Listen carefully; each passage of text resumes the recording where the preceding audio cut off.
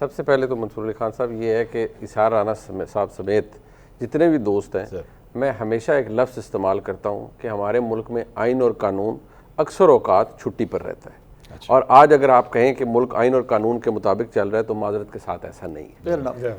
जो हमारे मुल्क में आजकल हालात हैं, मैंने कई दफ़ा ये कह चुका हूँ, मैं दोबारा अर्ज़ कर देता हूँ, ये ऐसा नहीं कि ये आपकी ख्वाहिश पे मैं अर्ज़ कर रहा हूँ, ये मैं पहले भी कहता रहा हूँ, मैं आज भी कहूँगा कि हमारे मुल्क में मामलात आइन और कानून पे नहीं चल रहे। नंबर एक। नंबर दो ये कि क्या किसी, जो मैं समझता हूँ डेथ पेनल्टी भी जिनको हुई होती है, जब तक वो जिंदा है, जेल में है, क्या उनको ये इस्तेकाक नहीं है या हक नहीं होना चाहिए कि वो किसी से मिल सकें जिससे वो चाहें? इसी तरह वज़ीर आला के पास अगर वो अपने लीडर से मिलना चाहते हैं, आप उनके लीडर को बुरा भला कहें, जो मर्जी कहें, यार मिलने दें, उन्होंने को थैले में डाल के ले जाना इमरान खान साहब को कहीं। दूसरी बात ये है कि ओवरऑल ये सारी सिचुएशन के अंदर मैंने अभी आपको अर्ज़ किया कि भट्ट साहब ने भी फरमाया कि यार वो जेल मैनुअल ये कहता है रिश्तेदार है, फलान है, प्रायोरिटी चलो एक बनी होगी।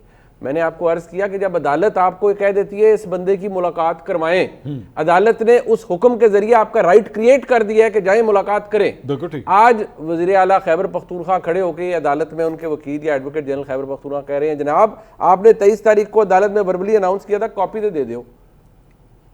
आज 28 हो गई है ना, 23-24 को गालिबन वो ऑर्डर है, तो वो आज कह रहे हैं नहीं कॉपी तो दे दें हमें, वो आपने अनाउंस कर दिया था, फैसला नहीं दिया, रिटन ऑर्डर नहीं दिया, और क्योंकि आपका ऑर्डर फ्लाउट हो रहा है, वायलेट हो रहा है, तो हमने उसकी कंटेम्प्ट फाइल करनी है। बट उसूल ये है कि जब तक हमारे पास कॉपी नहीं होगी सदका हम कंटेम्प्ट नहीं फाइल कर सकते। इशू ये है मंसूर अली खान साहब कि हमारे मुल्क के अंदर जो अब ये जो जिसके ऊपर ज़्यादा सारा हर एक को, ख़ासतौर पर राना साहब इस तरह में है कि ये क्यों कहा जाता है ऐसी की तैसी, क्या कोई ये कहेगा कि ये बात दुरुस्त है? नहीं, लेकिन आपको हर चीज के पीछे कोई ना कोई दूर कर दिए, हर चीज के पीछे किसी ना किसी चीज का कोई ना कोई बैकग्राउंड है। जो खैबर पख्तूनख्वा के वज़ीर आला हैं वो ये कहते हैं कि भाई मैं 90 वोटों के साथ ओवरवेलमिंग मेजॉरिटी के साथ वज़ीर आला बनाऊं, मैं सूबे का चीफ एग्जीक्यूटिव हूँ, मेरा इख्तियार अपनी जगह है। पाकिस्तान की एस्टेब्लिशमेंट ये कहती है कि जनाब आपकी हुकूमत 2013 से लेकर 2025 तक है, 12 साल हो गए हैं, आपने बेड़ा गर्क कर दिया है सूबे का, आप लोगों ने जीरो गवर्नेंस की है, और आपके जो टेररिज्म से रिलेटेड मसाइल हैं वो आपकी पहुंच से बाहर हैं, आप लोग नहीं कर सकते। अब मुझे बताएं कन्वर्ज किस जगह जाके होंगे? मेरे लिए तो बहुत अच्छी बात है कि कोर कमांडर गए हैं और उन्होंने कर्टसी कॉल दी है, मैंने तो इस बात को खुद अप्रिशिएट किया है, अपने व्लॉग के अंदर भी किया है। और मैं दोबारा ये कहता हूँ this is not the first time by the way कि कोई कोर कमांडर गए हैं।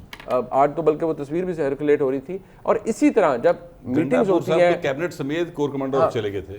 नहीं, लेकिन आप ये देखें होती साहब के वक्त भी कोर कमांडर उन्हें मुलाकात के लिए जाते थे। और दूसरी बात यह है कि जब कोई सिक्योरिटी ब्रीफिंग्स होती हैं, ये भी गाली नहीं है कि अगर वज़ीर आला उठ के कोर हेडक्वार्टर जाए, लाहौर के अंदर भी जो सोफिस्टिकेटेड अगर कोई मीटिंग होगी, कोई बहुत बड़े स्केल की होगी, अगर कोर हेडक्वार्टर वज़ीर आला चले जाएंगे ब्रीफिंग के लिए तो कोई बड़ी बात नहीं है। हमें इसको कोई अना का मसला नहीं बनाना चाहिए। बट प्लीज प्लीज किसी को तनकीद करते हुए, किसी को बुरा भला कहते हुए पहले ये सोचें कि आप किस एनवायरनमेंट के अंदर जिंदा रह रहे हैं। यहाँ बड़े जिसे कहते हैं ना, इतनी पोलराइजेशन है और इतनी टेरेबल किस्म की डिवीजन है कि आप किसी एक के यार फलाना ये कह रहा है, फलाना ये कह रहा है। आप कहते हैं ना जी वो एस्टेब्लिशमेंट ने जुल्म कर दिया, फलान कर दिया, वो कहते हैं हमारे साथ इमरान खान ने सबसे ज्यादा जुल्म किया है 70 सालों में।